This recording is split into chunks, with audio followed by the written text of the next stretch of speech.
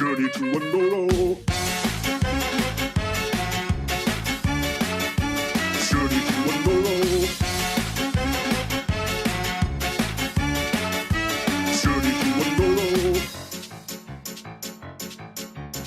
Hey there, don't be scared, my name is Ben Brode. I read a thread on Reddit and it said that I should sing an ode because I cinematic didn't have a song, nothing to bump your head to, nothing to sing along. Well, I don't know, I don't think that was wrong, but I went home anyway and wrote this song. Wrestle with Jeff, prepare for death.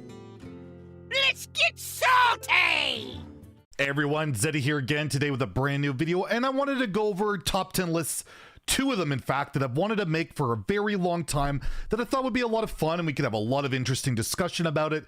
You can share your favorites and your least favorites, and well, you can tell by the title of the video what it is. That is my favorite expansions of all time, ranking them from 10 to 1, and obviously tomorrow we'll have the worst expansions of all time. And again, this is totally subjective.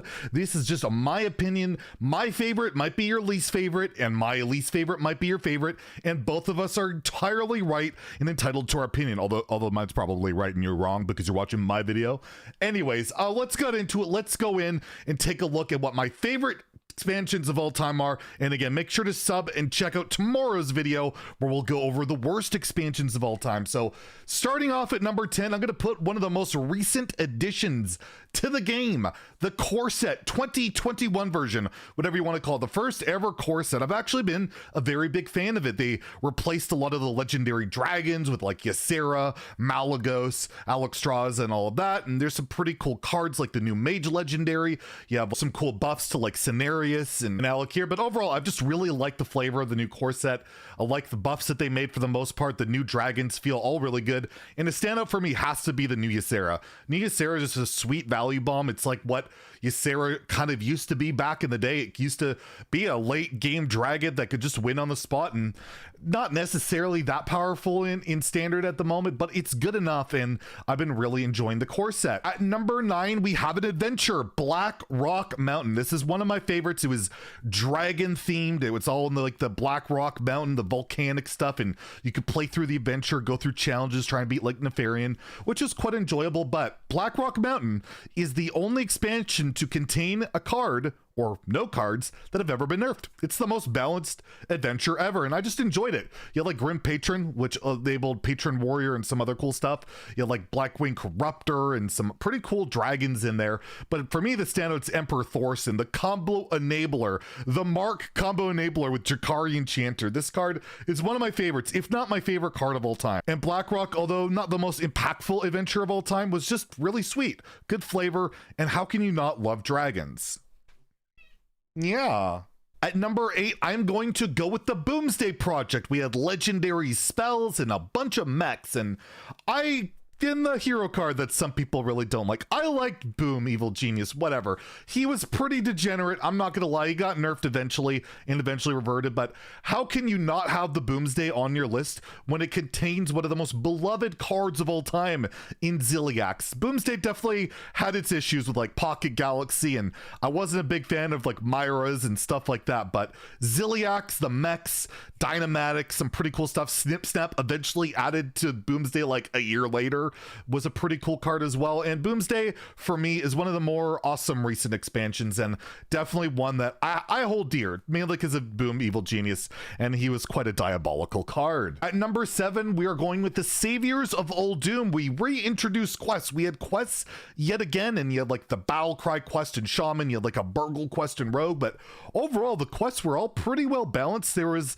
you know, the Druid quest was pretty good for a while and then fell off, and basically a lot of the quests fell off. And I remember I rated the Warlock quest as unplayable garbage. Why would you ever draw 20 cards just to get them 0? And eventually as time went on, that quest became pretty good. And overall, Saviors of Doom, I liked the meta until we had the Doom in the Tomb event, and that like ruined everything. But yeah, like Quest Shaman, you had Combo Priest, you had a lot of cool stuff, and definitely one of my favorites for sure. At number 6, we have another adventure, the League of Explorers. You had Elise, you had Reno, you had Finley, and Brand's Bronzebeard, all very impactful cards, in particular Reno, Jackson, and While this was an adventure, they like literally announced it and it was out like later that week. It was such a cool experience. It changed the meta dramatically. The only big blemish for me, League of Explorers might be a lot higher than a lot of other people's lists. For me, Tunnel Trog. Tunnel Trog was a part of this set, and my god, did that card wreck ladder for a very long time. So that's like the blemish of League of Explorers, but it was a really, really sweet adventure. At number 5, I'm going to go with a very recent addition to this list, the most recent one, in fact, the Skullman's Academy, the expansion that came out last summer. We saw the whole dual class cards, which were been a huge hit. People have really enjoyed dual class. And we just saw like the introduction of like hand or deck manipulating stuff. We saw like Lore Keeper Polka and Sphere Sapiens, which I thought were just really cool cards. I thought this expansion was one of the most unique and flavorful, really interesting expansions. The power level had some issues. You had like Guardian Animals, Secret Passage. This introduced Elusia, which is unforgivable to the Hearthstone game. But overall, I really actually quite liked Skullman's Academy. I like the Soul Fragment stuff in Demon Hunter. Really enjoyed that. It was the first time I actually enjoyed Demon Hunter. And overall, Skullman's, it's really a pretty solid expansion, and pleasantly surprised because I was really down on Hearthstone at the time after the catastrophe that was like Ashes with Demon Hunter and Descent of Dragons with the absolute brutal power creep. I really did like Skullman's. At number 4, this might be a higher on a lot of other people's lists, but it's not that high for me, and that's Knights of the Frozen Throne. We had the expansion that introduced all of the Death Knights. People love the Death Knights. You have Frostlich Jaina, Blade Reaver Gul'dan, Deathstalker Rexar, and for me, I'm like torn about it. Some of the Death Knights I love. Like, I love Jaina. I quite enjoy Gul'dan. I actually really like Valyria. She's never been that great.